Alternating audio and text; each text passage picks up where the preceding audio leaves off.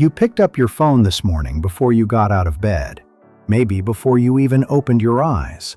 Maybe before you said good morning to anyone in your house. Maybe before you had a single conscious thought about your own day. You opened an app. You started scrolling, and within 60 seconds, your brain had already begun comparing your life to dozens of other people's lives, processing hundreds of images, absorbing scores of opinions, registering likes and follower counts as data points about your own worth. Then you put the phone down and started your day, feeling vaguely worse than when you woke up, a little more anxious, a little more behind, like the world is moving faster than you, and everyone else has figured something out that you haven't. You might have done this 3, 5, 10, 15 more times before noon. And here's what nobody is talking about loudly enough. This isn't a habit problem. It isn't a discipline problem. It isn't a personal failure of willpower or self-control. This is a deliberately engineered mental health crisis, built into the architecture of the most powerful attention capture systems ever designed by human beings. Systems that weren't built to make your life better. Systems that were built to keep you scrolling. And they are extraordinarily good at their job. Today, we're pulling back the curtain completely. We're going to look at what social media is actually doing to your brain, your mental health, your relationships, your sleep, your self-worth, and your ability to be present in your own life. This isn't an anti-technology lecture. This is information you deserve to have, because you can't make an informed choice about something you don't fully understand. Let's get into it. Before we go any further, let's establish the scale of what we're dealing with, because the numbers are staggering, and they matter. The average person globally spends approximately 2 hours and 27 minutes on social media every single day. In Nigeria and across much of Africa, that number is even higher. Driven by the rapid growth of mobile internet and the central role these platforms play in daily life, 2.5 hours every day. That's 17 hours every week, 900 hours every year. When you calculate it across a lifetime of use, beginning in adolescence, the average person will spend approximately 15 years of their waking life on social media platforms. 15 years. During every one of those hours, something is happening to the brain. Something the platforms understand in extraordinary detail. Something most users have never been told. There are currently over 5 billion social media users worldwide. Platforms like Facebook, Instagram, TikTok, Snapchat, and YouTube collectively generate more human attention than any medium in the history of civilization. Rates of depression, anxiety, loneliness, and suicide have risen sharply, particularly among adolescents and young adults, in almost perfect correlation with the mass adoption of smartphones and social media. The research that followed has built an increasingly compelling and alarming case. In 2023, the United States Surgeon General issued an advisory stating that social media poses a profound risk to the mental health of children and adolescents. Not a potential risk, a profound risk, from the nation's top health official. We're not talking about a minor inconvenience. We're talking about one of the most significant and fastest-growing public health challenges of the 21st century. And it's happening on a device in your pocket right now. To understand what social media is doing to your mental health, you first need to understand what it was designed to do. And this is where the story gets deeply important. Social media platforms aren't free. You don't pay with money. You pay with something far more valuable: your attention, your time, your psychological engagement. These platforms operate within what economists call the attention economy. Their product isn't content. Their product is you. Your attention is what they sell to advertisers. The longer they keep you on the platform, the more revenue they generate. Their entire business model depends on one thing: keeping you scrolling for as long as possible. To achieve this, they've deployed some of the most sophisticated behavioral psychology ever applied at scale. The infinite scroll, invented by designer Asa Raskin, who has since publicly apologized for creating it, removes all natural stopping points. There's no last page. There's no end. There's always more. And the human brain, wired for novelty, keeps reaching for it. The variable reward system, modeled directly on the psychology of slot machines, is the mechanism behind the like button, the notification, the comment. You post something, you don't know immediately whether it'll be ignored or celebrated.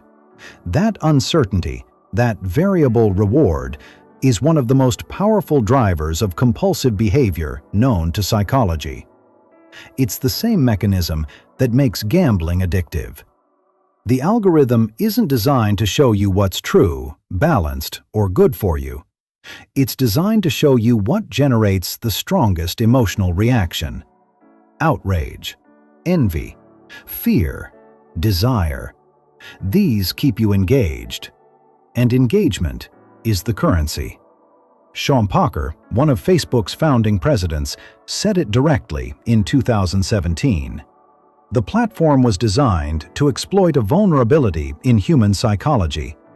The question the designers asked themselves was, how do we consume as much of your time and conscious attention as possible?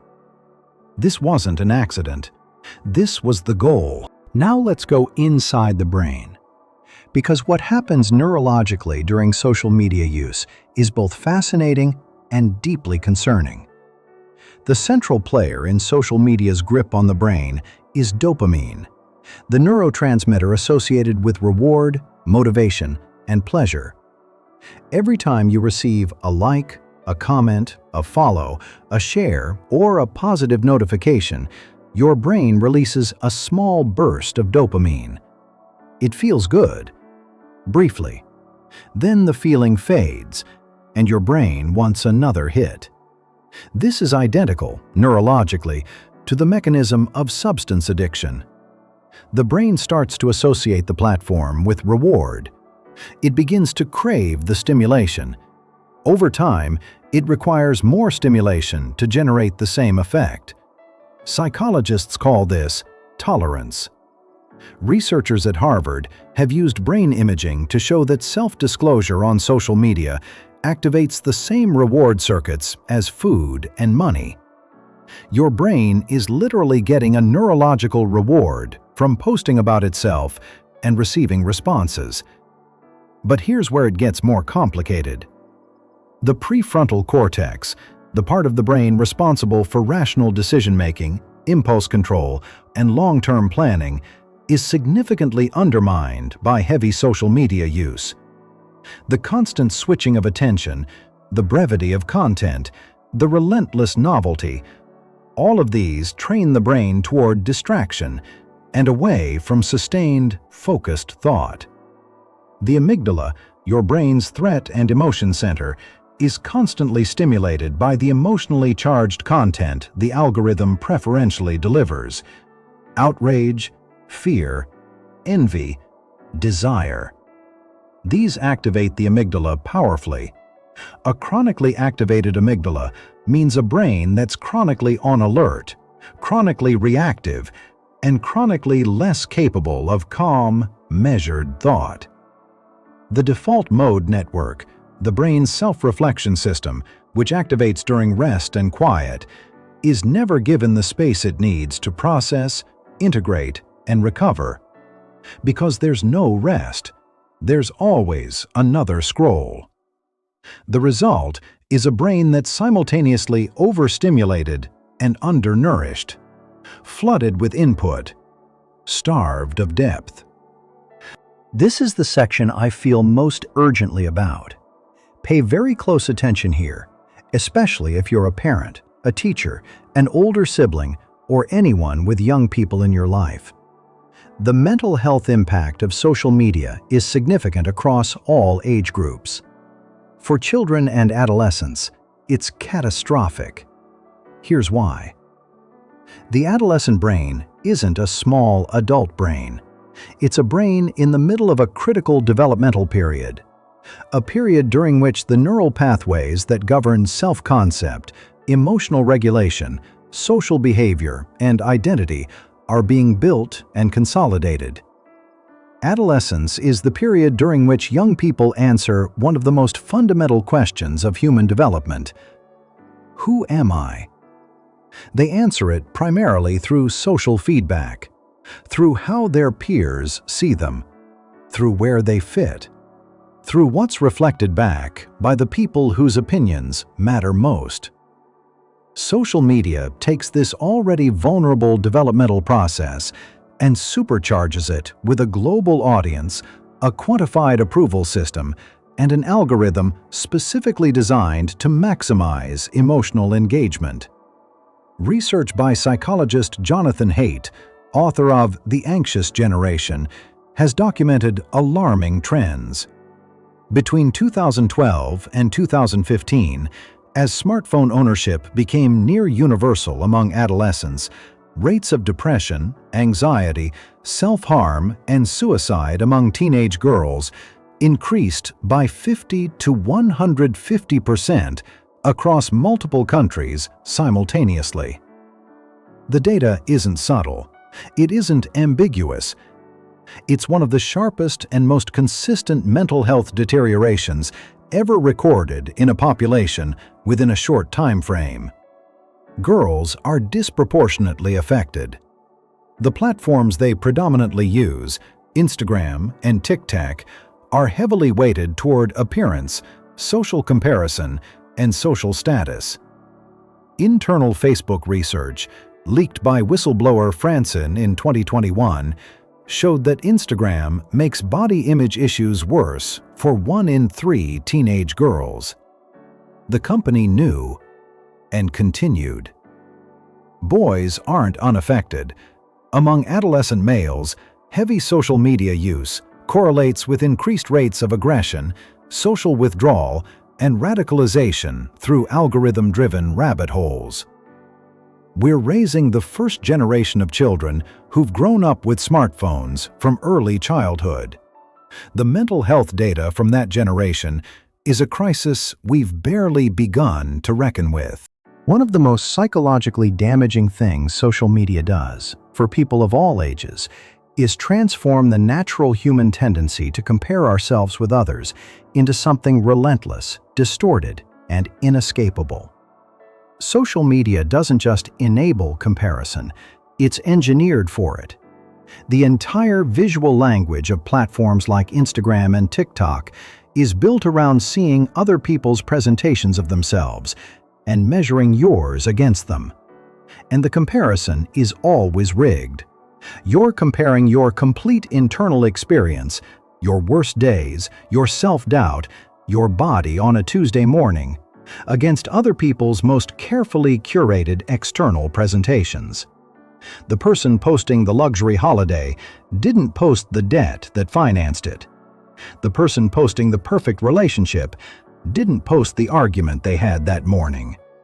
The person posting the fitness transformation didn't post the years of failed attempts, the eating disorder, or the filters on the final image. But your brain doesn't know this.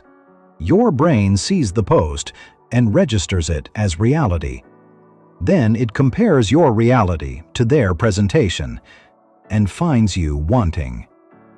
This process happens dozens of times per scrolling session. Each comparison lands, not always as a conscious thought, but as a subtle emotional signal. A low-grade, persistent sense that everyone else's life is richer, more exciting, more beautiful, and more worthy of celebration than yours. Research by psychologist Ethan Cross at the University of Michigan found that the more time people spent on Facebook, the worse they felt about their own lives. Not better, not neutral, worse. Consistently and measurably worse. The most vulnerable people weren't the most insecure ones. They were the ones who used the platform most passively, scrolling and consuming without posting. Pure comparison with no social reward to balance it. The comparison engine runs constantly. For the most part, it runs silently, below the level of conscious awareness, shaping how you feel about yourself in ways you never consciously chose. Here's one of the greatest paradoxes of the social media era. We've never been more connected, and we've never been more lonely. Social media was sold to us, and in many ways genuinely experienced in its early days, as a tool for connection, for bringing people together across distances, for maintaining relationships and building communities. And it can do those things. In the right contexts, used in the right ways, social media has genuine connective value. But something has happened in the years since its mass adoption that the early promise didn't anticipate. The kind of connection social media primarily provides is what psychologists call weak tie connection. Surface level, performative, parasocial, meaning the relationship feels real on one side, but isn't truly mutual. You can have 5,000 followers and feel profoundly, devastatingly alone. Because what the human nervous system actually needs for genuine well-being isn't audience, it's intimacy. It needs to be truly known by another person, to be seen in vulnerability, not in performance, to experience the give and take of genuine reciprocal relationship, in real time, with all the messiness and imperfection that real human connection involves. Scrolling through other people's posts doesn't provide this. Receiving likes doesn't provide this. Having a large following doesn't provide this. Heavy social media use doesn't just fail to provide genuine connection, it actively displaces the time and energy that genuine connection requires.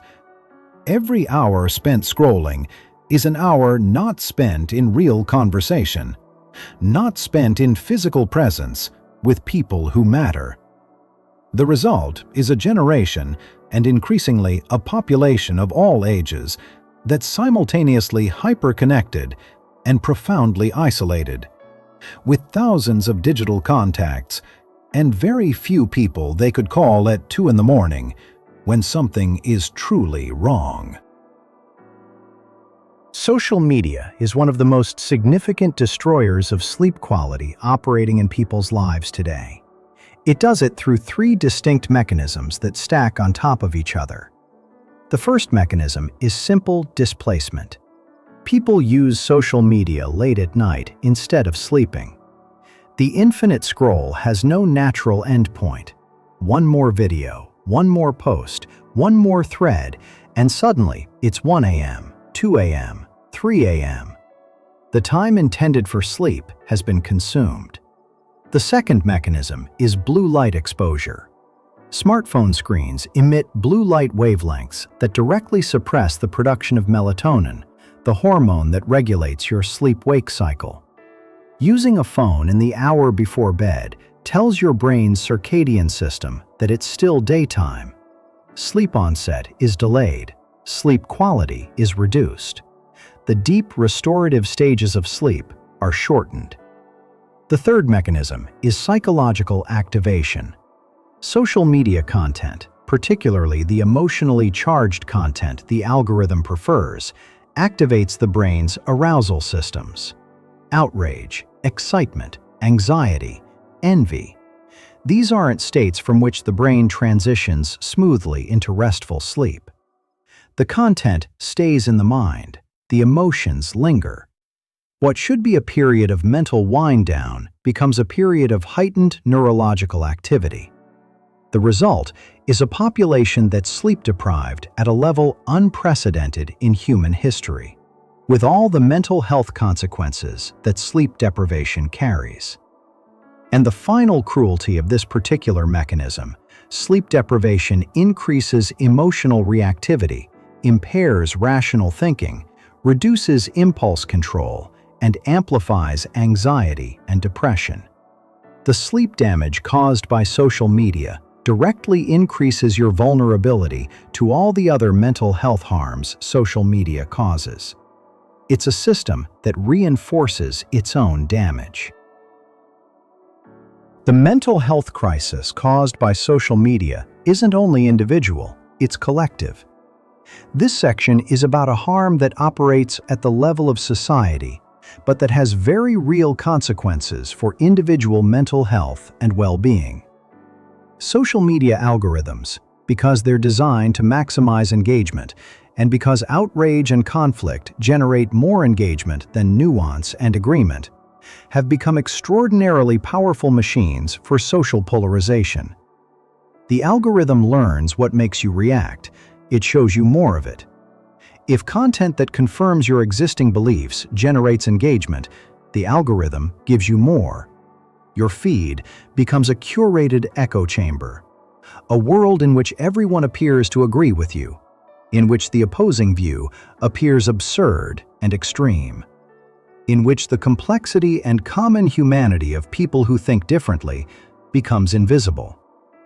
Over time, this reshapes the way people perceive reality. The world inside the feed begins to feel more real than the world outside it. And the world inside the feed is a world in maximum conflict. Research shows that heavy social media use is associated with increased rates of political anxiety, doom scrolling, tribal hostility, and a generalized sense that the world is more dangerous, more unjust, and more hopeless than it actually is.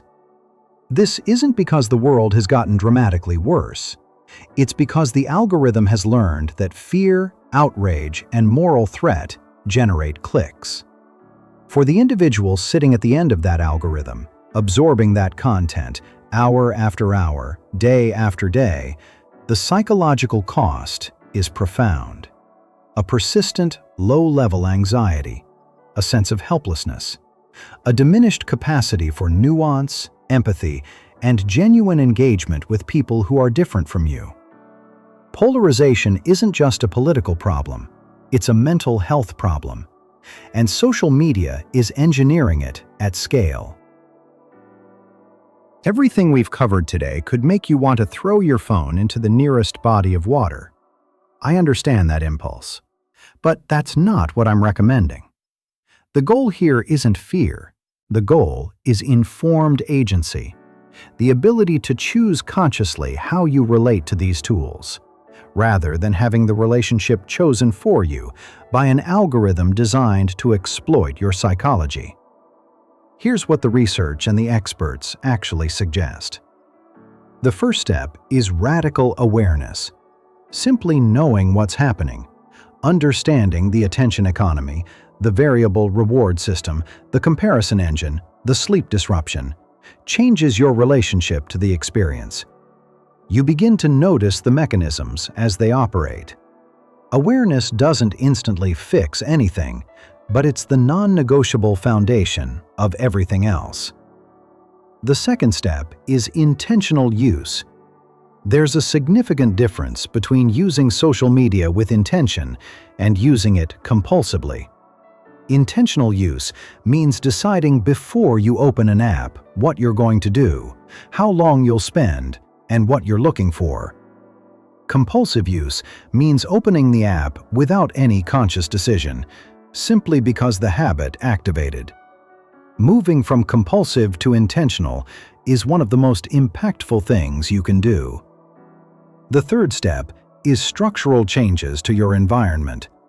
Remove social media apps from your phone's home screen. Turn off all non-essential notifications. Designate phone-free times, particularly the first hour of the morning and the hour before sleep. Charge your phone outside your bedroom. Make the friction of access higher so that the unconscious scroll becomes a conscious choice. The fourth step is protecting your sleep. No screens in the hour before bed. Given everything we know about blue light, psychological activation, and melatonin suppression, this is a mental health intervention, not a suggestion. The fifth step is investing in real connection. For every hour you reduce on social media, redirect some of that time toward genuine human connection. A real conversation, a physical meeting, a phone call, a community. The human nervous system doesn't thrive on digital audience. It thrives on genuine reciprocal relationship. And that requires time. The same time social media is currently consuming. The sixth step is curating ruthlessly. Unfollow accounts that consistently make you feel worse about yourself or your life. Follow accounts that genuinely inform, inspire, or connect you to things that matter to you. You have more control over your feed than you exercise. Use it. The seventh step, especially for parents, is advocacy. Children need protection from systems they're neurologically unprepared to navigate. Age-appropriate limits, device-free bedrooms, real conversation about what these platforms are doing and why, and modeling, because children learn their relationship with technology from watching the adults in their lives. Here's what I want to leave you with. In a world that's designed, with billions of dollars of engineering and psychological research, to capture and hold your attention indefinitely, the most radical thing you can do is reclaim it. To put the phone down and look up. To be fully present in a conversation. To sit with your own thoughts long enough to actually hear them. To let a moment be beautiful without photographing it. To let an opinion form slowly rather than reactively. To choose depth over scroll, presence over performance, real life over highlight reel. This isn't easy. These platforms aren't designed to let you go easily. Every feature, every notification, every autoplay and infinite scroll is engineered to pull you back. But you're not just a user. You're a human being with a mind, a life, relationships, dreams, and a finite number of days on this earth. Every hour spent in compulsive, unconscious, algorithmically manipulated consumption is an hour that could have been spent actually living. Your attention is the most valuable thing you possess. It's the raw material of your experience, of your relationships, of your creativity, of your inner life. Guard it like it matters, because it does. Thank you for watching the Health Sketchpad. If this video gave you something, please share it with someone who needs to hear it. If you haven't subscribed yet, join us. Every week we're here, making complex health topics simple. Take care of your mind. See you in the next one.